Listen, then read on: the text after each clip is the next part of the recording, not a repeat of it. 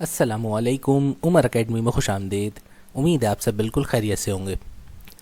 तो आज आपको फर्स्ट ईयर कंप्यूटर साइंस के चैप्टर नंबर 6 डाटा कम्युनिकेशन के बारे में एक्सप्लेनेशन देंगे। तो सबसे पहले हम इस चैप्टर के जो रिड्यूस सिलेबस के मुताबिक इस ईयर के एग्जामिनेशन में जो टॉपिक्स इंक्लूड किए गए हैं, पहले एक नज़र ज़रा उन टॉपिक्स की तरफ कर लेते हैं। इस साल हमारे पास जो है रिड्यूस सिलेबस के मुताबिक एग्जाम्स हो रहे हैं, तो इस चैप्टर वैसे ही चैप्टर काफ़ी लेंदी है, लेकिन हमें इस साल कंप्लीट चैप्टर्स जो है स्टडी नहीं करना, बल्कि उसके सेलेक्टेड टॉपिक्स करने हैं। तो जो टॉपिक्स इस चैप्टर से आ रहे हैं उनमें सबसे पहला टॉपिक तो है डाटा कम्युनिकेशन सिस्टम, कि आपको डिफाइन करना है what is a communication system. फिर उसके बाद second topic basic components of a data communication system, ये आपको डिफाइन करना होगा। फिर थर्ड टॉपिक जो इंक्लूड किया गया है वो डाटा सिग्नल्स और उनकी टाइप्स, जिसमें एनालॉग और डिजिटल सिग्नल्स के बारे में डिस्कशन करना है। उसके बाद फोर्थ टॉपिक जो है आपका वो है मॉडेम और उसके फंक्शंस के हवाले से। और फिफ्थ और लास्ट टॉपिक होगा data encoding and its types, और उसके अंदर भी टाइप्स के अंदर सिर्फ 3 टाइप्स होंगी, एक बाइनरी कोडेड डेसिमल, एक एब्सिडिक और तीसरा एस्की कोड्स के बारे में। तो ये 5 हमारे सेलेक्टेड टॉपिक्स हैं जिनके ऊपर हमने जो है आज डिस्कशन करना है। तो सबसे पहले बिस्मिल्लाह पढ़ते हैं और चलते हैं अपने फर्स्ट टॉपिक की जानिब, जो कि है डाटा कम्युनिकेशन सिस्टम के बारे में। तो सबसे पहले तो हमें पता होना चाहिए कि आखिर what is data communication system. Data communication का मतलब होता है कि किसी भी 2 डिवाइसेस के दरमियान एक्सचेंज ऑफ डाटा। जब एक डिवाइस किसी दूसरे डिवाइस को जो है इलेक्ट्रॉनिक सिग्नल्स सेंड करता है किसी भी किस्म के, तो उन सिग्नल्स के अंदर वो कोई ना कोई डाटा सेंड कर रहा होता है। या जब कोई डिवाइस किसी दूसरे डिवाइस से सिग्नल्स रिसीव करता है, तो वो सिग्नल्स की सूरत में इंफॉर्मेशन को, डाटा को रिसीव कर रहा होता है। तो ये जो एक्सचेंजिंग होती है, यानी कि सिग्नल्स को जो है ट्रांसफ़र करना और रिसीव करना, इस एक्सचेंज को हम डाटा कम्युनिकेशन कहते हैं। ठीक है भाई। और किसी भी कम्युनिकेशन को परफॉर्म करने के लिए हमारे पास मुख्तलिफ कलेक्शन ऑफ डिवाइसेस का होना ज़रूरी है। यानी कि सेंडिंग डिवाइस होगा, रिसीविंग डिवाइस होगा, और बीच में और भी बहुत से पार्टिसिपेटिंग डिवाइसेस होंगे। तो जब ये सारी चीज़ें मिल कर के एक कंप्लीट सेटअप बनाते हैं जिसकी मदद से डाटा कम्युनिकेशन पॉसिबल होती है, तो उस सेटअप को हम डाटा कम्युनिकेशन सिस्टम कहते हैं। तो आसान ज़बान में डाटा कम्युनिकेशन सिस्टम का मतलब एक ऐसा इन्वायरमेंट जिसके अंदर वो तमाम डिवाइसेस, वो तमाम मीडियम्स, सॉफ्टवेयर्स, प्रोटोकॉल्स इंक्लूडेड होंगे जिनकी मदद से हमारे पास एक्सचेंज ऑफ डाटा पॉसिबल होता है। तो इस चीज़ को हम कहते हैं डाटा कम्युनिकेशन सिस्टम। अब ये सिस्टम बनता किन चीज़ों की मदद से, यानी जिन डिवाइसेस की मदद से जो हमने अभी जिक्र किया कि भाई उसके जो कंपोनेंट्स होते हैं, तो वो तमाम तर चीज़ें जिनकी मदद से मिलकर के ये कम्युनिकेशन सिस्टम एग्जिस्ट करता है, उसको हम कहते हैं basic components of a data communication system. और वो कम्युनिकेशन सिस्टम के कंपोनेंट्स 5 हिस्सों में कैटेगराइज किए जाते हैं। उन 5 हिस्सों जिस पर डाटा कम्युनिकेशन सिस्टम डिपेंड करता है, उनमें सबसे पहले आ जाता है मैसेज, सेकंड पे सेंडर, थर्ड पे रिसीवर, फोर्थ में ट्रांसमिशन मीडियम, और नंबर 5 पे आता है सेट ऑफ रूल्स, जिनको हम प्रोटोकॉल्स भी कहते हैं। तो अब बारी बारी इनकी जो है आपको एक्सप्लेनेशन देते हैं कि सबसे पहला जो हमारा बेसिक कंपोनेंट है किसी भी कम्युनिकेशन सिस्टम का, वो है मैसेज। मैसेज का मतलब इसको डाटा या इन्फॉर्मेशन की हेडिंग से भी रिप्रेजेंट किया जा सकता है, क्योंकि ये वो एक्चुअल इन्फॉर्मेशन है, ये वो एक्चुअल हमारे पास डाटा है जिसको सेंड करना है। यानी कि आपके पास 2 डिवाइसेस एक दूसरे से कम्युनिकेट करने के लिए जो सिग्नल सेंड कर रहे हैं, तो वो सिग्नल किस चीज़ के ऊपर, किस डाटा के ऊपर बेस करता है, उसको हम मैसेज कहते हैं। ठीक है भाई। तो मैसेज सिंपली हमारे पास पीस ऑफ इंफॉर्मेशन या डाटा जिसकी कम्युनिकेशन करनी है उसको कहा जाता है। ठीक है भाई। अब ये मैसेज किसी भी सूरत में हो सकता है, आप किसी से कोई टेक्स्ट फाइल, कोई डॉक्यूमेंट, कोई ऑडियो, कोई वीडियो, ठीक है भाई, किसी भी किस्म की जो है, या कोई सॉफ्टवेयर कोड वगैरह जो भी आप सेंड कर रहे होते हैं, तो ये तमाम चीज़ें, ये तमाम डाटा आपका मैसेज के तौर पे काउंट होता है। उसके बाद जो हमारा सेकंड जो कंपोनेंट होता है डाटा कम्युनिकेशन सिस्टम का, वो कहलाता है सेंडिंग डिवाइस या सेंडर। तो सेंडर का मतलब ये होता है कि ये एक ऐसा सोर्स डिवाइस होता है जिसकी मदद से मैसेज सेंड किया जाता है, यानी जिसके पास इंफॉर्मेशन एग्जिस्ट करती है और वो इंफॉर्मेशन को किसी दूसरी थर्ड पार्टी के साथ, किसी थर्ड डिवाइस के साथ जो है एक्सचेंज करना चाह रहा होता है, तो वो डिवाइस जो डाटा को सेंड करता है उसको हम सेंडर कहते हैं। ये कोई सा भी इलेक्ट्रॉनिक डिवाइस हो सकता है, कंप्यूटर की सूरत में, मोबाइल टेलीफोन की सूरत में, लैपटॉप, या कोई भी इलेक्ट्रॉनिक गैजेट जो कि इन्फॉर्मेशन सेंड करने की कैपेबिलिटीज़ रखता हो। फिर उसके बाद हमारा थर्ड जो इम्पोर्टेंट कंपोनेंट होता है वो होता है रिसीवर, क्योंकि जो इन्फॉर्मेशन सेंड की गई है तो ऑब्वियसली वो किसी किसी डिवाइस के ऊपर उसको रिसीव भी होना है, और जो इलेक्ट्रॉनिक डिवाइस उस इन्फॉर्मेशन को जो कि सेंडर ने सेंड की होती है रिसीव करता है उसको हम रिसीविंग डिवाइस कहते हैं। ठीक है भाई। तो रिसीवर एक ऐसा इलेक्ट्रॉनिक डिवाइस है, गैजेट है, जिसका काम सिग्नल्स को रिसीव करना होता है। ठीक है भाई। तो ये भी कोई सा भी इलेक्ट्रॉनिक कंपोनेंट हो सकता है, कंप्यूटर, टेलीफोन, मोबाइल या कोई भी इलेक्ट्रॉनिक डिवाइस। ठीक है भाई। अब मिसाल के तौर पे इस आप डायग्राम में देख सकते हैं, यहाँ पे मुख्तलिफ़ किस्म के हमारे पास जो हैं ट्रांसपोर्ट व्हीकल्स नज़र आ रहे हैं। अब जैसे इस एरोप्लेन को देख लें, तो इस एरोप्लेन ने ये जो है अपना डाटा अगर सेंड करना है कि कितनी स्पीड पर किस लोकेशन पर मौजूद है ये, तो ये यहाँ से अपना डाटा जो है सेंड करेगा सैटेलाइट की मदद से किसी ना किसी कंट्रोल स्टेशन पे। तो कंट्रोल स्टेशन उस इन्फॉर्मेशन जो इस एरोप्लेन ने सेंड की होगी उसको रिसीव कर रहा होगा, तो वो रिसीविंग साइड कहलाएगी या रिसीविंग एंड होगा, उसको हम रिसीवर कहेंगे। और ये चूँकि ये इन्फॉर्मेशन सेंड कर रहा है तो ये सेंडर कहलाएगा। ठीक है। इसी तरीके से अगर सैटेलाइट जो कंट्रोल स्टेशन है उस कंट्रोल टावर ने इसको कोई इन्फॉर्मेशन दी कि भाई आप अपना एल्टीट्यूड ये रखें, अपनी ऊंचाई इतनी करें, स्पीड को इतना कर लें, ठीक है, या डायरेक्शन को अपनी चेंज करें, ठीक है, तो वो अगर इन्फॉर्मेशन जब इसको सेंड करेगा तो कंट्रोल टावर सेंडर का काम करेगा, और ये जहाज़ जब ये इन्फॉर्मेशन रिसीव करेगा तो ये रिसीवर का काम करेगा। अब चलते हैं उसके बाद अपने फोर्थ कंपोनेंट की तरफ, जो कि कहलाता है हमारा मीडियम। तो ट्रांसमिशन मीडियम का मतलब होता है रास्ता, ट्रांसमिशन का रास्ता जिसकी मदद से डाटा ट्रैवल करता है, ट्रांसफ़र करता है। जैसे हमें कहीं जाना हो तो हम भी सफ़र करने के लिए कोई ना कोई रास्ता अख्तियार करते हैं ना, कि रोड पर जाएंगे या बाय एयर जाएंगे या समंदर के ज़रिए जाएंगे। इसी तरीके से फ़िज़िकली जिस रूट के ज़रिए डाटा ट्रैवल करता है उस रूट को, उस फिज़िकल पाथ को हम कहते हैं ट्रांसमिशन मीडियम। अब ट्रांसमिशन मीडियम बेसिकली दो ब्रॉड कैटेगरीज में जो हैं वो क्लासिफाई किए जाते हैं। एक होते हैं हमारे पास वायर्ड मीडियम्स, जिनको हम तार कहते हैं। ठीक है भाई, वायर्स। तो वायर्स के ज़रिए जब डाटा ट्रैवल कर रहा होता है एक जगह से दूसरी जगह तो उसको हम कहते हैं वायर्ड मीडियम। इसी तरीके से हमारे पास डाटा बिना वायर्स के भी जो है ट्रैवल करता है। जैसे हमारे पास मोबाइल फ़ोन के अंदर जो सिग्नल्स आते हैं जब हम बात करते हैं किसी से, तो वो जो हमारा डाटा ट्रैवल हो रहा होता है, तो वायरलेस फ़ोन है, उसमें तो कोई वायर्स का कनेक्शन नहीं है, तो इन्फॉर्मेशन जो है या जो डाटा की एक्सचेंजिंग हो रही है वो वायरलेसली हो रही है, यानी हवा के अंदर सिग्नल जो हैं वो ट्रैवल कर रहे हैं। तो जब विदाउट वायर्स डाटा ट्रैवल करता है तो उसको वायरलेस मीडियम कहते हैं, और जब with the help of wires data travel करता है तो उसको वायर्ड मीडियम कहते हैं। ठीक है भाई। अच्छा, अब उसके बाद हमारे पास जो है कम्युनिकेशन सिस्टम का जो लास्ट सबसे इम्पॉर्टेंट कंपोनेंट बचता है वो कहलाता है प्रोटोकॉल। प्रोटोकॉल का मतलब होता है सेट ऑफ रूल्स, जो कि दो कम्युनिकेटिंग डिवाइसेस के दरमियान एक एग्रीमेंट, एक रूल्स कि किस तरीके से इन्फॉर्मेशन सेंड की जाएगी, किस तरीके से इन्फॉर्मेशन रिसीव की जाएगी, तो उस रूल्स को हम कहते हैं प्रोटोकॉल्स। जैसे कि इंटरनेट की जो कनेक्टिविटी है, तो जितने भी डिवाइसेस इंटरनेट के ऊपर कनेक्ट होते हैं उनके लिए लाजमी है कि वो TCP/IP प्रोटोकॉल्स को फॉलो करते हैं। अगर इसको फॉलो नहीं करेंगे तो वो इंटरनेट से कनेक्ट ही नहीं हो सकते और वहाँ से वो डाटा को एक्सचेंज नहीं कर सकते।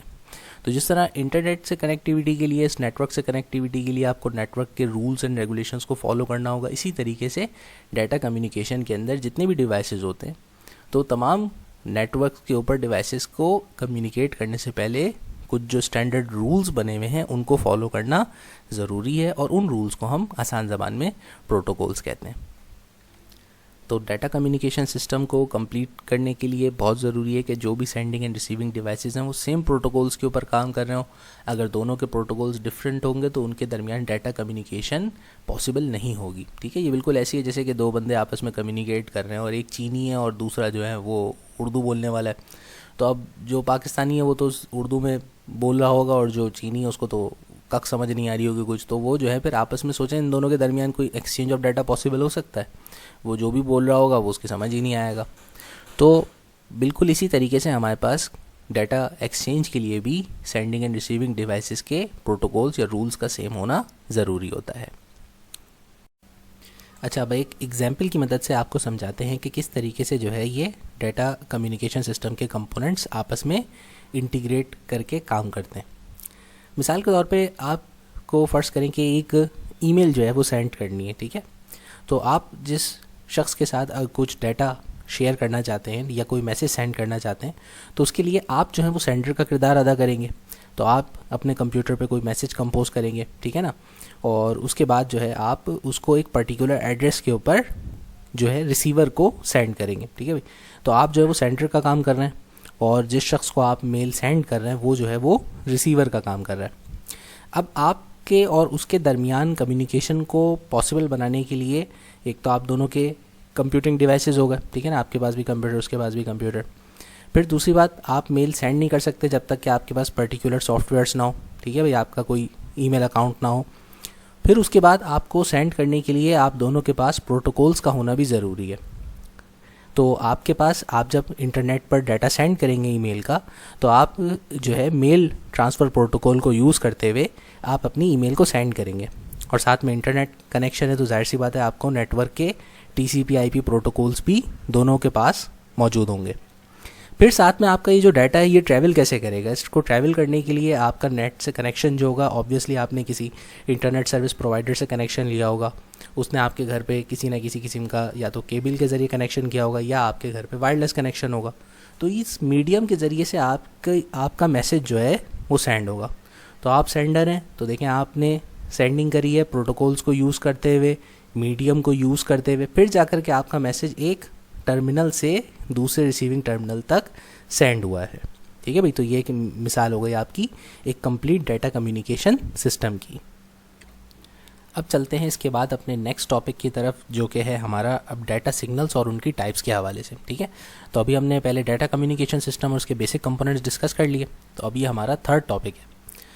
तो सबसे पहले डाटा सिग्नल्स, जब हम इंफॉर्मेशन को सेंड करते हैं तो उसके लिए जो हमारी इन्फॉर्मेशन होती है वो सिग्नल्स की सूरत में ट्रांसफ़र करती है।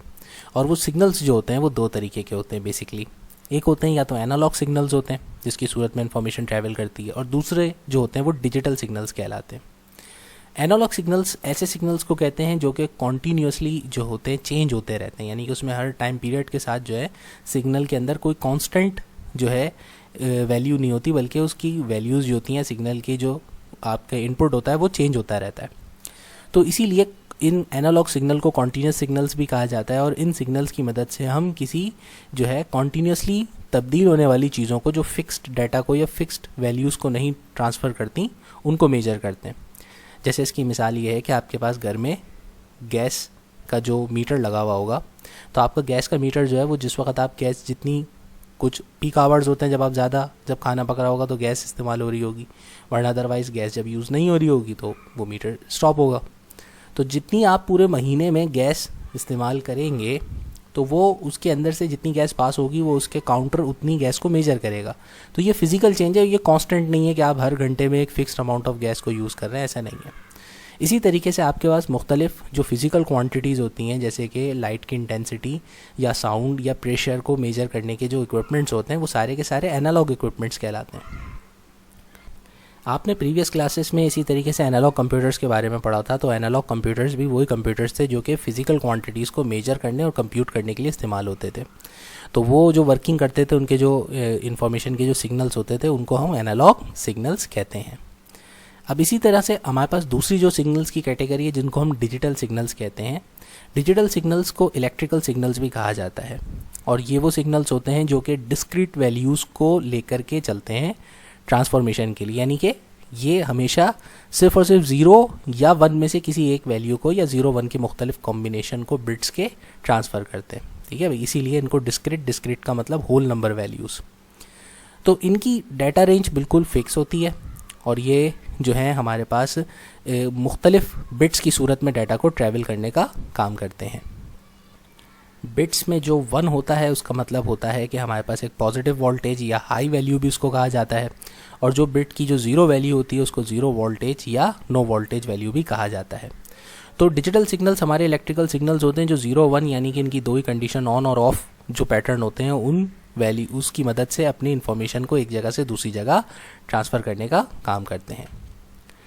अब एक छोटा सा इनके दरमियान जो है एक कंपैरिजन के हो सकता है, अगर इनका सवाल आपका कंपैरेटिवली पूछा जाए कि भाई आप डिफरेंस बताइए एनालॉग और डिजिटल सिग्नल्स के दरमियान, तो आप उसको इस तरीके से जो है पॉइंट की सूरत में भी लिख सकते हैं कि एनालॉग सिग्नल्स जैसा बताया कि कॉन्टीन्यूस वेव पैटर्न रखते हैं और वक्त के साथ साथ इनकी जो वैल्यूज़ होती हैं वो चेंज होती रहती हैं, जबकि डिजिटल सिग्नल्स जो होते हैं ये होल नंबर डिस्क्रीट वैल्यूज़ को कैरी करते हैं और वो भी सिर्फ बाइनरी फॉर्म की।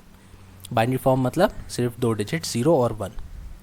तो एनालॉग सिग्नल्स की इसी वजह से कोई फिक्स रेंज नहीं होती, ये जो है मुख्तलिफ वैल्यूज़ को, नंबर्स को शो कर सकते हैं।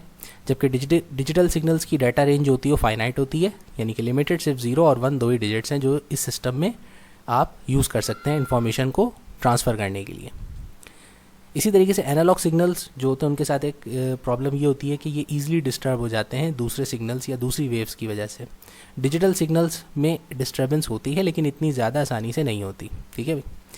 अब जैसे इंसानी आवाज़ जो है, ह्यूमन वॉइस, वो एक एग्जाम्पल है एनालॉग सिग्नल की, और जो हमारा कंप्यूटर जो इलेक्ट्रिकल सिग्नल्स के ऊपर काम करता है वो एग्जाम्पल है डिजिटल सिग्नल्स की। एनालॉग सिग्नल्स को रिप्रेजेंट करने के लिए एक साइन वेव की सूरत में आप इसको ड्रॉ कर सकते हैं, जबकि डिजिटल वेव्स की अगर डायग्राम बनाते हैं तो उसमें स्क्वायर वेव्स बनाई जाती हैं। तो ये इनका हो गया छोटा सा कंपैरेटिव एनालिसिस। अच्छा, इसके बाद अब 2 टॉपिक्स ऐसे हैं जो कि मैंने खुद से एक्स्ट्रा इंक्लूड किए हैं, ये आपके रिड्यूस सिलेबस के अंदर तो नहीं मेंशन किए गए, लेकिन ये है कि आपको ये चैप्टर समझाने के लिए और ऑब्जेक्टिव्स के हिसाब से तैयारी कराने के लिए मैंने जो है ये 2 टॉपिक्स इंक्लूड किए हैं। एक तो टॉपिक जो है वो है ट्रांसमिशन मोड्स का, जो एक एक्स्ट्रा टॉपिक है जो एक्सप्लेन कर रहा हूँ मैं। इसी तरीके से आगे एक टॉपिक आएगा जो मॉडेम्स वाला जो टॉपिक है, तो उसमें मैंने types of modem reduce syllabus में लिखा हुआ नहीं है, वो मैंने एक्स्ट्रा इंक्लूड किया। तो इससे आपको हेल्प ये मिलेगी कि अगर इस चैप्टर से, इससे रिलेटेड, क्योंकि जब कभी भी इसका जिक्र होगा डाटा कम्युनिकेशन चैप्टर का, तो लाजमी सी बात है कि इनका ज़रूर हवाला दिया जाएगा, ठीक है। ये बड़ी बेसिक बुनियाद समझ लें, बैकबोन है इस चैप्टर की। तो ट्रांसमिशन मोड्स होते क्या हैं? ट्रांसमिशन मोड का मतलब होता है कि वो ज़राए या वो तरीके जिनकी मदद से 2 डिवाइसेस के दरमियान डाटा की एक्सचेंज पॉसिबल होती है। अब इन ज़राए को हम 3 तरह से क्लासीफाई कर सकते हैं, ठीक है भाई। पहली क्लासिफिकेशन होती है ट्रांसमिशन मोड्स की on the basis of direction of exchange of information, कि जो इन्फॉर्मेशन एक्सचेंज हो रही है 2 डिवाइसेस के दरमियान, उसकी डायरेक्शन क्या है, कि सिंगल डायरेक्शन है, यूनी डायरेक्शनल है या मल्टी डायरेक्शनल है। तो उस तरह से हम क्लासिफिकेशन कर सकते हैं। दूसरी ट्रांसमिशन मोड्स को क्लासीफाई करने की वजह जो होती है वो होती है सिंक्रोनाइजेशन, कि सेंडर में और रिसीवर के दरमियान सिंक्रोनाइजेशन है कि नहीं है। तो ये सेकंड मोड ऑफ क्लासिफिकेशन है। तीसरा तरीका क्लासिफिकेशन का जो होता है वो होता है कि नंबर ऑफ़ बिट्स कितने ज़्यादा सेंड किए जा रहे हैं, आया वो जो है साइमल्टेनियसली सेंड हो रहे हैं या फिर सीरियली सेंड हो रहे हैं। तो ये 3 तरीके के हमारे पास ट्रांसमिशन मोड्स होते हैं। अब जो इसमें जो पहला मोड है जिसको हम कहते हैं based on the direction of exchange of information, कि इन्फॉर्मेशन एक्सचेंज की डायरेक्शन कैसी है। तो 3 तरह के हमारे पास इसमें फर्दर सब कैटेगरीज होती हैं। एक कहलाता है सिंप्लेक्स मोड, एक कहलाता है हाफ ड्यूप्लेक्स और एक कहलाता है फुल ड्यूप्लेक्स। तो सिंपल ड्यूप्लेक्स मोड क्या होता है? तो सिंप्लेक्स मोड जो होता है आपका, इसको यूनी डायरेक्शनल मोड भी कहा जाता है, और इस मोड के अंदर सिर्फ और सिर्फ वन वे कम्युनिकेशन पॉसिबल होती है। यानी ये समझ लें ये वो सड़क होती है जिस पर सिर्फ एक ही डायरेक्शन में जो है ट्रैवलिंग की जा सकती है, ठीक है। पर ये सड़क पाकिस्तान में तो पॉसिबल नहीं है। तो सिंप्लेक्स मोड में कम्युनिकेशन में सिर्फ और सिर्फ वन वे कम्युनिकेशन होती है। अगर सेंडर के पास से वो लाइन जा रही है सिंप्लेक्स मोड की, तो सिर्फ वो सेंडिंग के लिए यूज़ होगी, उसमें रिसीविंग नहीं पॉसिबल होगी। इसी तरीके से जो रिसीवर के एंड से जा रही होगी लाइन, तो उसमें से सिर्फ रिसीविंग पॉसिबल होगी, उसमें से सेंडिंग पॉसिबल नहीं होगी। तो यानी कि आपको सिंप्लेक्स मोड के अंदर सेंडिंग और रिसीविंग के लिए अलग अलग सेपरेट चैनल्स दरकार होते हैं। तो इस तरीके की मोड ऑफ ट्रांसमिशन जो कि at only one thing possibility हो, तो उसको हम कहते हैं सिंप्लेक्स मोड। अब इसकी एक मिसाल क्या होगी? इसकी मिसाल ये होती है जैसे आप कीबोर्ड इस्तेमाल करते हैं, तो कीबोर्ड जो है वो सिर्फ और सिर्फ एक ही काम कर सकता है, डाटा सेंड करने का काम करता है।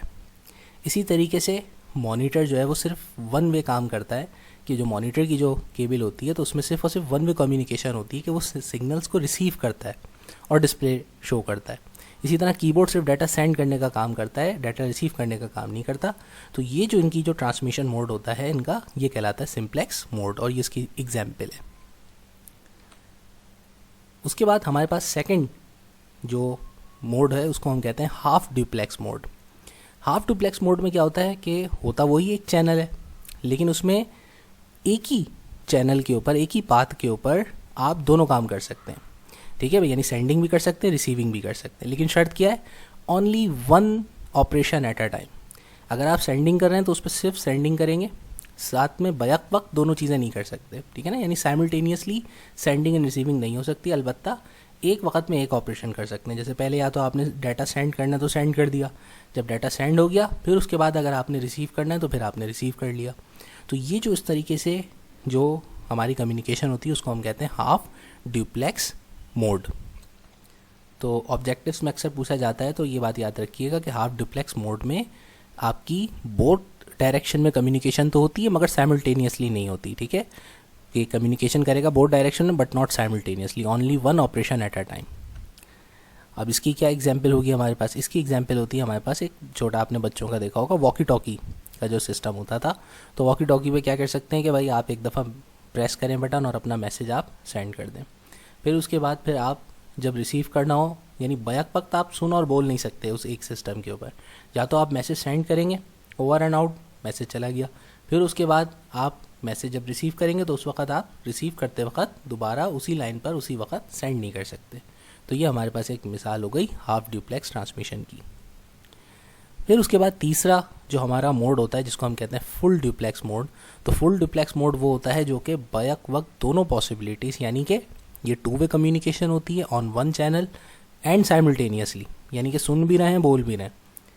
तो इसकी बेहतरीन मिसाल जो है वो आपका जो है वो सेलुलर नेटवर्क है, आपका मोबाइल नेटवर्क। तो उसमें आप क्या करते हैं, आप सुन भी रहे होते हैं एक बंदे की और सुना भी रहे होते हैं उसी वक्त एट द सेम टाइम।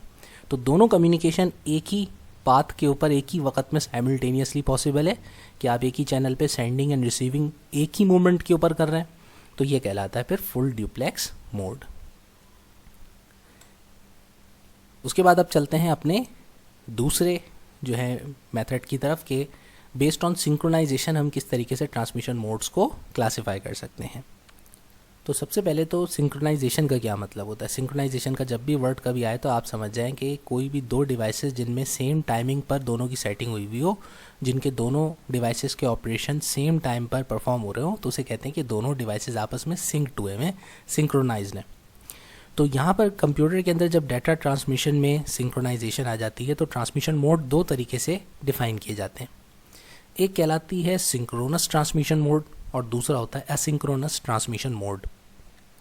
तो सिंक्रोनस ट्रांसमिशन मोड जो होता है ये वो कम्युनिकेशन मोड होता है जिसके अंदर इंफॉर्मेशन के जो बिट्स होते हैं आपके जो डिजिटल डाटा के, वो विदाउट किसी गैप के कॉन्टीन्यूसली ट्रांसमिट किए जाते हैं, और सेंडिंग और रिसीविंग डिवाइसेस जो होते हैं उन दोनों के दरमियान जो होता है वो एक सिंक्रोनाइजेशन एक्टिविटी होती है कि वो दोनों एक दूसरे के साथ लिंक्ड होते हैं।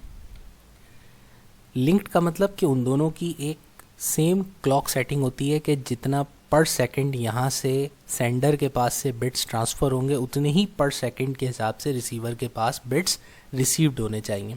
तो ये सेम क्लॉक सेटिंग की वजह से इनको सिंक्रोनाइज ट्रांसमिशन कहा जाता है, और इस ट्रांसमिशन के अंदर कोई डाटा का क्लस्टर पैकेट्स नहीं होते, ठीक है भाई। तो लिहाजा ये कॉन्टीन्यूस स्ट्रीम की सूरत में डाटा को सेंड करते हैं और डाटा को रिसीव किया जाता है। तो यहाँ सिंक्रोनस ट्रांसमिशन से एक बड़ी दिलचस्प मिसाल दिमाग में आई है, तो आपको बताता हूँ कि मिलिट्री में जब कभी कोई ऑपरेशन वगैरह कोई करना होता है तो उसमें जो है जो यूनिट होता है सोल्जर्स का, उनको जब ब्रीफिंग दी जा रही होती है तो उस ब्रीफिंग के बाद जो सोल्जर्स जिन्होंने उसमें एक्टिविटी में हिस्सा लेना होता है ना, तो वो सब अपनी क्लॉक्स को अपनी वॉचेस जो होती हैं ना उसको जो है वो एक टाइमिंग पे सेट करते हैं, ठीक है भाई। कैप्टन और जो उस यूनिट के होते हैं वो सारे के सारे उस वक्त अपनी क्लॉक को सिंक्रोनाइज करते हैं सारे के सारे। तो सबकी जब घड़ियों में एक जैसा टाइम सेट हो जाता है तो फिर उसके बाद क्या होता है, उनके दरमियान एक सिंक्रोनाइजेशन होती है कि उन सब सोल्जर्स को पता होता है कि भाई इतने घंटे बाद हमने ये एक्टिविटी परफॉर्म करनी है, ठीक है भाई, इस टाइम पे हमारा ये मिशन स्टार्ट होगा। उसमें कोई भी सोल्जर फिर जो होता है उस टाइमिंग से जो है वो हट के परफॉर्म नहीं कर सकता। अब उनको पता है कि भाई इतने सेकंड में फ़ला यूनिट ने फ़ला सोल्जर ने इस पोजीशन पर होना है, तो वो वहीं पर होगा सेम एग्जैक्ट सेटिंग पर। अब उसको पता है कि ओवरऑल ब्रीफिंग में ये था कि भाई इतने मिनट बाद ये एक्टिविटी परफॉर्म होगी और मेरी लोकेशन इतने सेकंड बाद यहाँ होनी चाहिए। तो फिर इस तरीके से जो ओवरऑल ऑपरेशन परफॉर्म होता है उसमें सारे के सारे जितने भी कंट्रीब्यूटिंग यूनिट्स होते हैं उन सबकी सेम टाइमिंग पर एक साथ कलेक्टिव परफॉर्मेंस चल रही होती है। तो ये भी क्या कहलाएगी, एक सिंक्रोनाइज्ड एक्टिविटी। अब चलते हैं सेकंड ट्रांसमिशन मोड पर जिसको हम कहते हैं एसिंक्रोनस ट्रांसमिशन। तो असिंक्रोनस ट्रांसमिशन में क्या होता है कि इसमें जो डाटा मूव करता है वो क्लस्टर्स की सूरत में मूव करता है। इसमें कॉन्टीन्यूस बिट्स सेंड नहीं होते, बल्कि इसमें बिट्स जो होते हैं वो एक 8 बिट्स के ग्रुप की सूरत में, यानी कि आप 1 बाइट कह लें तो 1 बाइट की सूरत में डाटा ट्रांसफ़र होता है, और हर 1 बाइट के साथ एक स्टार्ट और एक स्टॉप बिट भी होता है। जो कि ये उससे होता ये है कि जो सेंडर जब डाटा का क्लस्टर सेंड कर रहा होता है तो रिसीवर को उनको रिसीव करके सॉर्ट करने में, अरेंज करने में इन्फॉर्मेशन को आसानी रहती है। ठीक है भाई। तो जो क्लस्टर की सूरत में बाइट्स रिसीव हो रहे होते हैं, तो जो रिसीवर जब उस इन्फॉर्मेशन को रिसीव करता है तो उसको मालूम होता है कि भाई हाँ भाई ये वाला बाइट है, अब इस बाइट के बाद नेक्स्ट बाइट सीक्वेंस के हिसाब से ये इसके साथ लगेगा। तो इस तरीके से स्टार्ट और स्टॉप बिट्स के साथ क्लस्टर्स की सूरत में जब ये बिट्स ट्रांसफ़र होते हैं तो इसको कहते हैं एसिंक्रोनस ट्रांसमिशन। इस ट्रांसमिशन के अंदर क्लॉक सेटिंग का सेम होना दोनों जो है सेंडिंग और रिसीविंग यूनिट्स के, वो ज़रूरी नहीं होता। इसमें इसकी ज़रूरत ही नहीं होती क्लॉक इंटीग्रेशन की कि दोनों अपने जो है डाटा रिसीविंग एंड सेंडिंग की जो है क्लॉक सेट करें, बल्कि इसमें जो है कॉन्टीन्यूसली डाटा फ्लो होता रहता है। और जो है इस कॉन्टीन्यूस फ्लो की वजह से ये ज़्यादा स्ट्रेट फॉरवर्ड होता है और इसमें जो है ज़्यादा टू वे कम्युनिकेशन क्विकली जो है पॉसिबल होती है। अब उसके बाद हमारे पास थर्ड जो मोड ऑफ ट्रांसमिशन आता है वो क्लासिफिकेशन होती है according to the bits send simultaneously और सीरियली। तो इस एतबार से हमारे पास दो फर्दर कैटेगरीज बनती हैं, एक या तो सीरियल ट्रांसमिशन होती है या फिर एक पैरेलल ट्रांसमिशन होती है। तो सबसे पहले हमारे पास इसमें आती है सीरियल ट्रांसमिशन। तो सीरियल ट्रांसमिशन एक ऐसी डाटा ट्रांसमिशन मोड होता है जिसमें जो डाटा ट्रांसफ़र होता है वो बिट वाइज होता है, यानी 1 bit at a time transfer होगा चैनल के ऊपर, तो उसे हम कहते हैं सीरियल ट्रांसमिशन। ठीक है। तो सीरियल ट्रांसमिशन में जो है हमारे पास साइमल्टेनियसली कॉन्टीन्यूसली एक के बाद एक बिट्स जो है वो ट्रांसफ़र हो रहे होते हैं। तो इसका फ़ायदा ये होता है कि ये हमारे पास एक लॉन्ग रेंज जो है कम्युनिकेशन के लिए सीरियल ट्रांसमिशन सबसे बेस्ट होती है। मगर इसके साथ लिमिटेशन भी ये होती है कि ये लॉन्ग रेंज पर तो डाटा ट्रांसफ़र कर सकती है, लेकिन डाटा की अगर क्वांटिटी ज़्यादा होगी ना तो फिर ये टाइम भी ज़्यादा लेती है, क्योंकि ये साइमल्टेनियस बिट्स ट्रांसफ़र नहीं करती है, सीरियली बिट्स ट्रांसफ़र करती है। तो लॉन्ग रेंज इसका एक एडवांटेज है। दूसरा ये कि इसमें डाटा की इंटीग्रिटी मेंटेन रहती है, यानी कि डाटा में जो है पैकेट्स आगे पीछे नहीं होते, क्योंकि बिट वाइज डाटा ट्रांसफ़र हो रहा होता है, तो उसकी सॉर्टिंग और अरेंजिंग करने में इन्फॉर्मेशन की आसानी रहती है। तो बस ये है कि इसमें ज़्यादा लार्ज क्वांटिटी ऑफ डाटा को ट्रांसफ़र नहीं किया जा सकता, उसके लिए इतना अप्रोप्रिएट नहीं होती है। जबकि दूसरी हमारे पास जो इसी की जो नेक्स्ट क्लासिफिकेशन है जिसको हम पैरेलल ट्रांसमिशन कहते हैं। तो पैरेलल ट्रांसमिशन वो ट्रांसमिशन होती है जिसमें बैक वक्त मल्टीपल चैनल्स के ऊपर ट्रांसमिशन होती है बिट्स की, यानी उसमें सिंगल चैनल नहीं होता, उसमें मल्टीपल चैनल्स होते हैं। और हर चैनल जब सोचे एक वक्त में अगर साइमल्टेनियसली बहुत सारे बिट्स अगर एक ही सेकंड में जाएंगे तो फिर वो ट्रांसमिशन की रफ्तार स्पीड बहुत ज़बरदस्त हो जाएगी, तेज़ हो जाएगी। लार्ज क्वांटिटी ऑफ डाटा को बहुत जल्दी सेंड किया जा सकता है उस पर। लेकिन उसमें ये होता है कि वो ज़्यादा लॉन्ग डिस्टेंस के ऊपर कम्युनिकेशन नहीं कर सकते। ठीक है ना। पैरेलल ट्रांसमिशन से आप किसी शॉर्ट डिस्टेंसेस के ऊपर कम्युनिकेशन कर सकते हैं और बहुत लार्ज क्वांटिटी ऑफ डाटा को बहुत कम वक्त में जो है आप सेंड कर सकते हैं। तो ये इसके पैरेलल कम्युनिकेशन के, पैरेलल ट्रांसमिशन के एडवांटेजेस होते हैं। अच्छा भाई, अब यहाँ पैरेलल ट्रांसमिशन के बाद हमारे पास जितने भी ट्रांसमिशन मोड्स थे और ट्रांसमिशन मोड्स की जो हमने 3 तरह से क्लासिफिकेशन करी और हर क्लासिफिकेशन के अंदर भी जो सब कैटेगरीज थी उनको भी हमने एक्सप्लेन किया। अब उसके बाद हमारा नेक्स्ट जो टॉपिक है वो है मॉडेम्स के हवाले से। ठीक है। तो रिड्यूस सिलेबस में आपको मॉडेम्स और उसके फंक्शंस के बारे में डिस्क्रिप्शन करनी है, लेकिन इसमें मैंने एक छोटा सा टॉपिक के टाइप्स ऑफ मॉडेम्स भी इंक्लूड किया है कि हो सकता है ऑब्जेक्टिव्स में पूछ ले। तो मॉडेम्स क्या होते हैं? मॉडेम्स के बारे में हम इससे पहले नेटवर्किंग वाले चैप्टर में भी डिस्कस कर चुके हैं कि ये हमारे पास नेटवर्क कम्युनिकेशन के अंदर यूज़ होते हैं। ये डिवाइस करता क्या है? ये हमारे पास एक्सचेंज ऑफ डाटा या कम्युनिकेशन को जो है पॉसिबल करता है और साथ में डाटा सिग्नल्स के ऊपर मॉड्यूलेशन और डीमॉड्यूलेशन के जो है ऑपरेशंस परफॉर्म करता है। तो ये होती क्या चीज़ें हैं भाई? देखें, असल में एक्चुअली जब हम कोई नेटवर्क क्रिएट करते हैं और उस नेटवर्क के अंदर जो हमारे पास कम्युनिकेशन के वायर्स होते हैं, अगर वो कम्युनिकेशन मीडियम अगर हमारे पास एनालॉग हो तो उस एनालॉग मीडियम से डिजिटल डाटा को ट्रांसफ़र करना डायरेक्टली पॉसिबल नहीं होता, क्योंकि अभी हमने पढ़े ना डाटा सिग्नल्स की 2 टाइप्स होती हैं, एक एनालॉग सिग्नल्स होते हैं और एक हमारे पास डिजिटल सिग्नल्स। जैसे हमारी ह्यूमन वॉइस जो है वो एनालॉग सिग्नल की मिसाल है। तो हमारे पास सबसे पहले जब टेलीफोन कम्युनिकेशन नेटवर्क क्रिएट हुआ तो वहाँ पर जो टेलीफोन के वायर्स हैं वो नॉर्मल कॉपर वायर्स होते हैं, उसकी मदद से एनालॉग डाटा जो है उन वायर्स की मदद से ईजिली ट्रांसमिट किया जाता है। लेकिन उसी एनालॉग वायर के ऊपर अगर हम अपने कंप्यूटर का डिजिटल डाटा सेंड करना चाहें तो वो डायरेक्टली उन डिवाइसेस के उस मीडियम के ऊपर सेंड नहीं किया जा सकता, तो उसमें प्रॉब्लम्स होती हैं सिग्नल्स के ट्रांसफ़र में। तो लिहाजा इस प्रॉब्लम को सॉल्व करने के लिए हम करते ये हैं कि अपने जो कंप्यूटर का जो डिजिटल सिग्नल होता है उसको उस एनालॉग कैरियर के ऊपर सेंड करने के काबिल बनाने के लिए हम बीच में एक स्पेशल डिवाइस यूज़ करते हैं जो उस डिजिटल सिग्नल को ट्रांसफॉर्म करती है एनालॉग सिग्नल में, और फिर एनालॉग सिग्नल्स जो हमारे पास रिसीव हो रहे होते हैं उसको कंप्यूटर को डिजिटल सिग्नल्स में कन्वर्ट करके देने का काम करती है। तो गोया ये एक ऐसा ब्रिज होता है या एक ऐसा ट्रांसलेटर का काम कर रहा होता है जो two way communication in analog to digital, digital to analog possibility रखता है। इसीलिए इसको जो है एक्चुअली मॉड्यूलेटर डीमॉड्यूलेटर कहते थे और शॉर्ट फॉर्म में इसका नाम बन गया मॉडेम। अब मॉडेम के हमारे पास जो है सबसे पहले तो जो हमारे टॉपिक है वो है फंक्शंस ऑफ मॉडेम, कि मॉडेम के फंक्शंस क्या होते हैं। तो पहला फंक्शन जो सबसे इम्पॉर्टेंट जिसका मैंने जिक्र किया, सिग्नल मॉड्यूलेशन, कि जब हम यहाँ से अपने कंप्यूटर पे जो भी काम करते हैं, कंप्यूटर हमारा बिजली से चलता है, इलेक्ट्रिकल डिजिटल सिग्नल्स होते हैं उसके पास। तो ये जो प्रोसेसिंग हमने इसमें जो भी की होती है अपनी इस डिजिटल इन्फॉर्मेशन को जब सेंड करना होता है तो फिर उस सिग्नल को सेंड करना मॉड्यूलेशन कहलाता है मॉडेम के ज़रिए। तो जब आप सेंड कर रहे होते हैं तो उस डिजिटल डाटा को एनालॉग में ट्रांसफ़र करना ये मॉड्यूलेशन कहलाता है। इसी तरीके से जब आप नेटवर्क से कनेक्ट होते हैं टेलीफोन वायर की मदद से और नेटवर्क के ज़रिए आपके पास डाटा ट्रांसफ़र होता है, तो एनालॉग डाटा जब आपके कंप्यूटर को रिसीव होता है तो सबसे पहले वो मॉडेम के पास जाता है। मॉडेम को पता है भाई हमारा कंप्यूटर तो डिजिटल सिग्नल्स पे काम करता है, तो वो उस एनालॉग सिग्नल को ट्रांसफॉर्म करता है यानी डीमॉड्यूलेट करता है। तो जब रिसीविंग होती है एनालॉग सिग्नल की और उसकी ट्रांसफॉर्मेशन हो डिजिटल में तो उसको डीमॉड्यूलेशन कहा जाता है। तो याद रखिएगा डीमॉड्यूलेशन हमेशा रिसीविंग साइड की ट्रांसफॉर्मेशन को कहते हैं, एनालॉग टू डिजिटल। और जब आप डाटा सेंड करते हैं अपने कंप्यूटर से तो उस सेंडिंग वाली साइड को मॉड्यूलेशन कहते हैं। मॉड्यूलेशन में डिजिटल टू एनालॉग होता है, ठीक है भाई। अच्छा, अब उसके बाद हमारे पास जो मॉडेम का एक और फंक्शन होता है वो होता है डाटा कंप्रेशन। डाटा कंप्रेशन का मतलब होता है कि डाटा के साइज़ को शॉर्ट करना, कंप्रेस करके डाटा को भेजना, ताकि जो है ईज़िली हमारे पास जो है कम स्पेस के अंदर ज़्यादा डाटा जो है वो सेंड किया जा सके। क्योंकि जो हमारी कन्वेंशनल फ़ोन लाइंस होती हैं ये तो बनी थी सिर्फ और सिर्फ हमारे पास ऑडियो जो डाटा होता था उसको ट्रांसफ़र करने के लिए, लेकिन जो है जब हमारे पास डाटा, हमारे पास डिजिटल जो डाटा होता है वो तो हर किस्म के ऑडियो वीडियो सिग्नल्स होते हैं उसमें, तो वो सारे जो हमारी फ़ाइल साइज़ होता है उसमें काफ़ी ज़्यादा होता है। तो उसको सेंड करने के लिए कंप्रेशन के प्रोसेस से गुजारा जाता है ताकि ज़्यादा से ज़्यादा डाटा कम स्पेस के अंदर सेंड किया जा सके। तो ये फंक्शन भी मॉडेम परफॉर्म करता है। इसके अलावा तीसरा जो सबसे इम्पॉर्टेंट फंक्शन जो मॉडेम का होता है वो होता है error correction.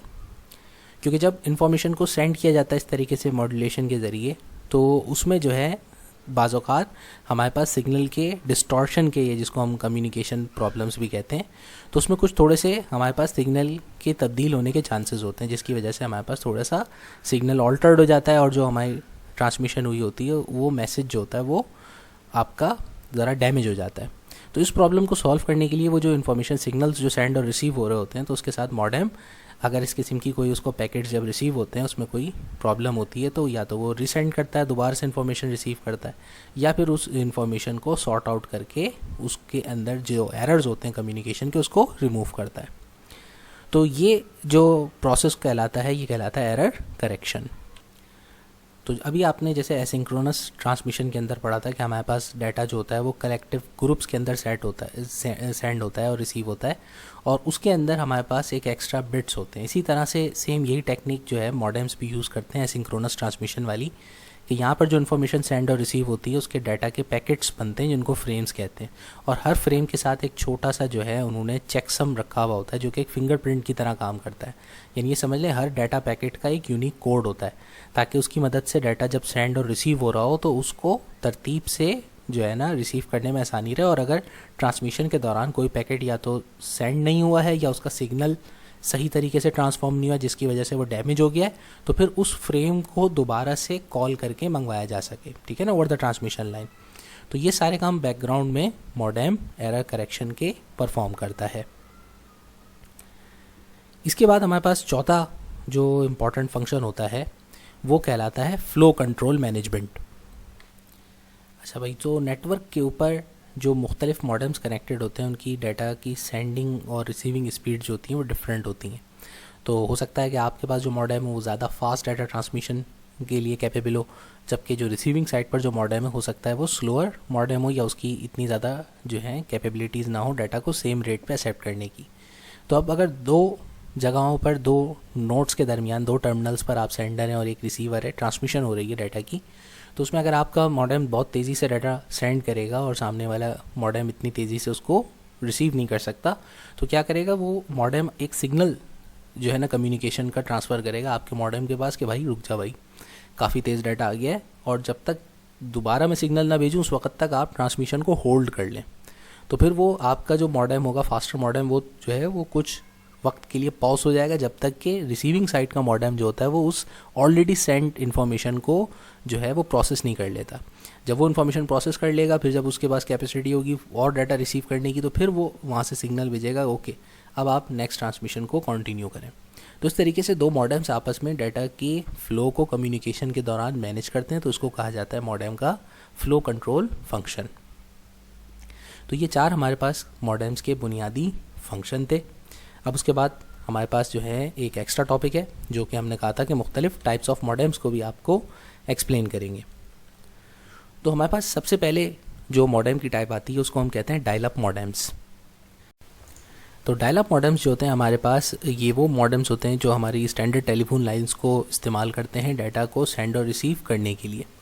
Dial up modems की दो और फर्दर टाइप्स हो सकती हैं, उनको इंटरनल या एक्सटर्नल मॉडेम्स भी कहते हैं। जैसे आपके पास लैपटॉप वगैरह के अंदर जो होते हैं मॉडेम्स, वो इंटरनली मदरबोर्ड के ऊपर इंटीग्रेटेड होते हैं, या अलग से आप अपने डेस्कटॉप में भी जो है इंटीग्रेटेड कार्ड लगा सकते हैं, ठीक है ना, PCI एक्सप्रेस स्लॉट पे। तो अगर आपके कंप्यूटर में इंटरनली मॉडेम कार्ड लगा हुआ है तो वो इंटरनल मॉडेम कहलाएगा, वरना अदरवाइज़ आपके पास एक्सटर्नली भी ये मॉडेम आप अलग से कंप्यूटर के साथ लगा सकते हैं।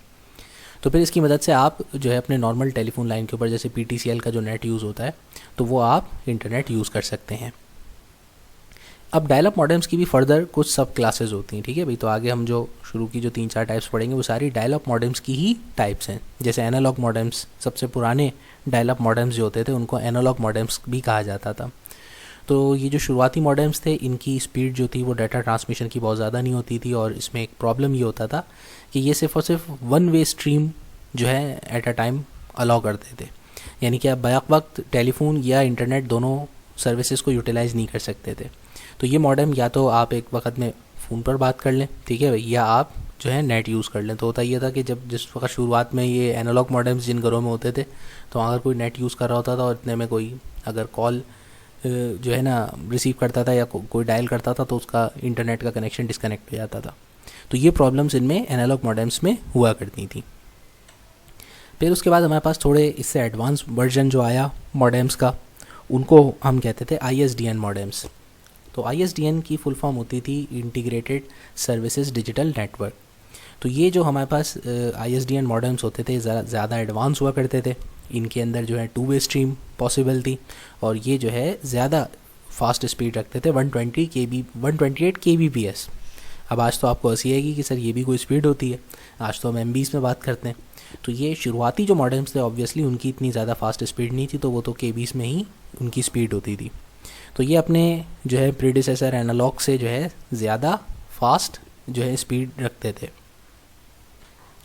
मगर एनालॉग और ISDN ये दोनों के दोनों जो हमारे पास मॉडेम्स हैं, ये अब पुराने हो चुके हैं। तो ये शुरुआती जो हमारे पास कनेक्शंस हुआ करते थे उसमें ये यूज़ होते थे। आज तो हम जो है एडवांस मॉडेम्स यूज़ करते हैं। अच्छा भाई, फिर उसके बाद जो नेक्स्ट हमारे पास एडवांस वर्जन आया था मॉडेम्स का, उनको हम DSL मॉडेम्स भी कहते थे, जो कि डिजिटल सब्सक्राइबर लाइन DSL की फुल फॉर्म होती है, उनके मॉडेम्स हुआ करते थे। अब ये जो कनेक्शन था टेलीफोन का, ये ज़रा स्पेशल कनेक्शन था। तो जो ये DSL लाइंस हुआ करती थी ये बहुत ज़्यादा फास्ट स्पीड रखती थी, और इनके लिए एक और वर्ड ऑलवेज़ ऑन कनेक्शन भी यूज़ होता था, क्योंकि इसके लिए डायल अप नहीं करना पड़ता था। पहले तो आपके पास जितने भी जो ISDN या जो एनालॉग मॉडेम्स थे उसमें आपको डायल करना पड़ता था कनेक्शन के लिए। इसमें डायलिंग की जो है ना फैसिलिटी नहीं होती थी, बल्कि ऑलवेज़ ऑन कनेक्शन होता था कि आप जब भी कंप्यूटर ऑन करेंगे, आप स्विच ऑन करेंगे, मॉडेम ऑलवेज़ आपका कनेक्ट होता था, वो डायल नहीं करता था कनेक्शन के लिए। तो ये हमारे पास ISDN से ज़्यादा जो है फास्ट स्पीड रखते थे, और जो है इनकी जो कनेक्शन स्पीड थी वो भी, और डाटा एक्सेसिंग भी जो थी, वो सारी चीज़ें ज़्यादा इम्प्रूव थी। क्योंकि इनकी जो कनेक्शन लाइन थी DSL वो भी जो है ज़्यादा एडवांस थी, तो इसलिए इन पे ज़्यादा अच्छी जो है नेटवर्क कम्युनिकेशन होती थी। फिर इसी में इसके बाद जो हमारे पास DSL मॉडेम के बाद जो एडवांस वर्जन आया वो था ADSL मॉडेम। यानी कि एक वो भी DSL मॉडेम ही की सब टाइप था, सिर्फ उसका जो ट्रांसमिशन मोड था वो असिमेट्रिक हुआ करता था। तो जिसकी वजह से उसको हम असिमेट्रिक डिजिटल सब्सक्राइबर लाइन भी कहा करते थे।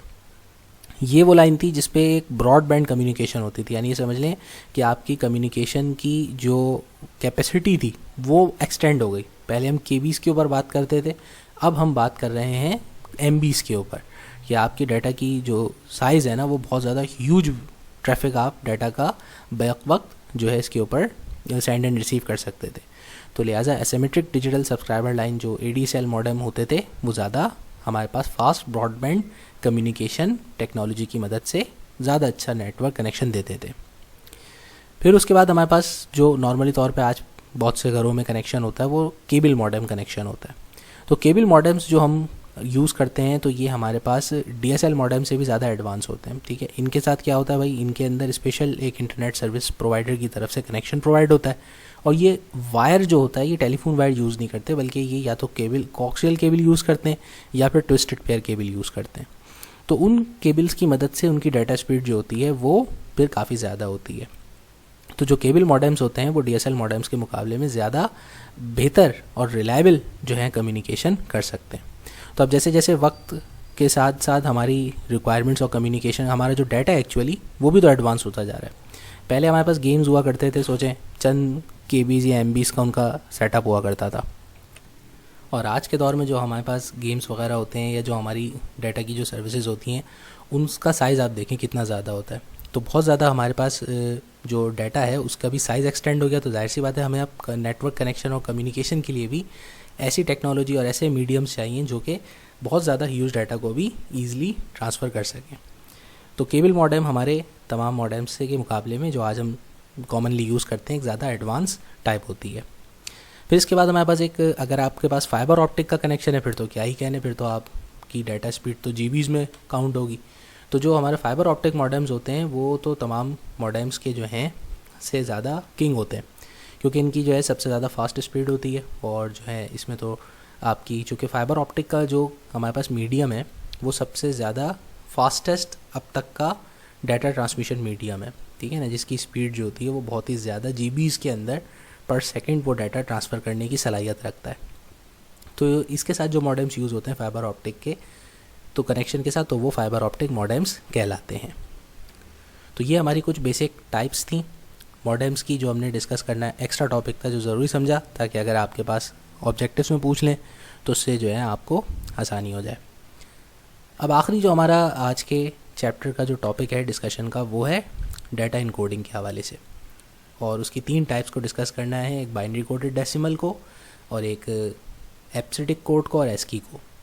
तो सबसे पहले आखिर इसमें डाटा कम्युनिकेशन की ज़बान में इनकोडिंग का मतलब क्या होता है।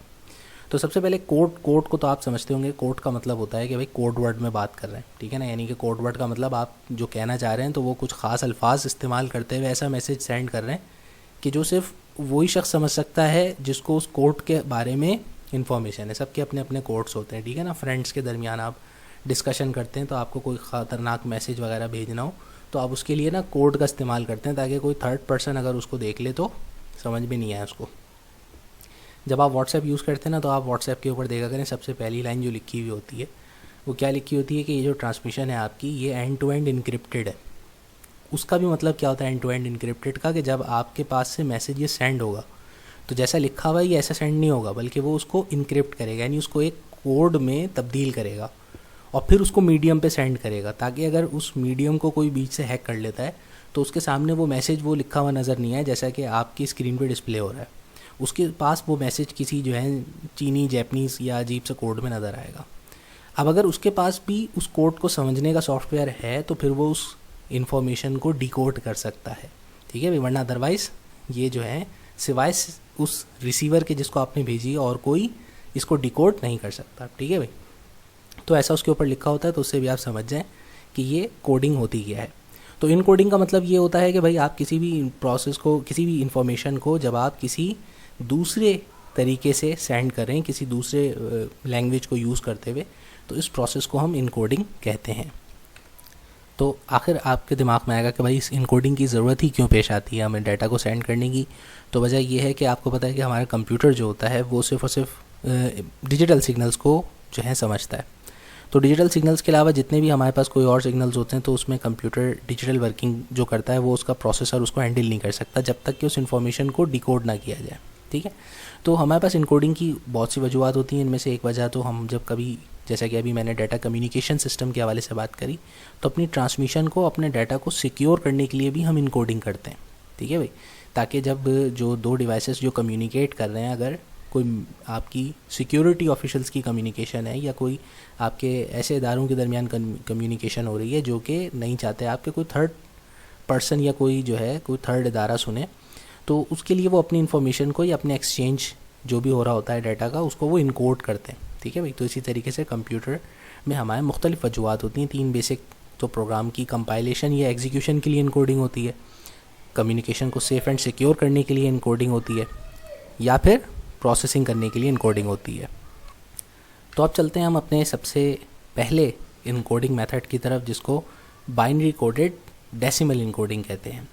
तो बाइनरी कोडेड डेसिमल इनकोडिंग जो है ये एक ऐसा प्रोसेस होता है जिसकी मदद से आप जो है किसी भी डेसिमल नंबर्स को बाइनरी इक्विवेलेंट्स के अंदर रिप्रेजेंट कर सकते हैं। ठीक है भाई, तो ये एक ऐसी इनकोडिंग है जिसमें आप किसी भी, अब डेसिमल नंबर्स होते हैं जो कि हमारे पास नॉर्मल हम अपनी मैथमेटिक्स में यूज़ करते हैं 0 से लेकर 9 तक जो हमारे डिजिट्स होते हैं, और इन सब को इस्तेमाल करते हुए हम काउंटिंग सारी हमारी चलती रहती है। तो उस हमारे डाटा को अगर कंप्यूटर में सेंड करना हो और कंप्यूटर को बाइनरी में लैंग्वेज में समझ में आता है डाटा, तो उस इनकोडिंग के प्रोसेस को हम बाइनरी कोडेड डेसिमल इनकोडिंग कहते हैं, जिसमें हर बाइनरी डिजिट के वैल्यू को 0 और 1 के कोड के अंदर कन्वर्ट करना होता है। ठीक है भाई, अब ये कोडिंग जो है फर्दर इसकी दो सब क्लासेस होती हैं कि ये कोडिंग आप 4 बिट पैटर्न पे भी कर सकते हैं या 8 बिट पैटर्न पे भी कर सकते हैं।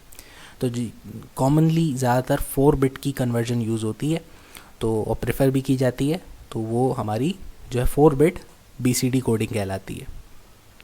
ये एक बड़ा फास्ट तरीका होता है, इसकी मदद से कंप्यूटर को जो है हमारे जितने भी जो डेसिमल नंबर्स हैं वो सारे के सारे समझने में आसानी रहती है। यानी कि हम जब प्रेस करते हैं 5 तो कंप्यूटर को 5 नहीं पता होता, वो कंप्यूटर उस कोड को 0 और 1 की लैंग्वेज में ट्रांसफॉर्म करता है।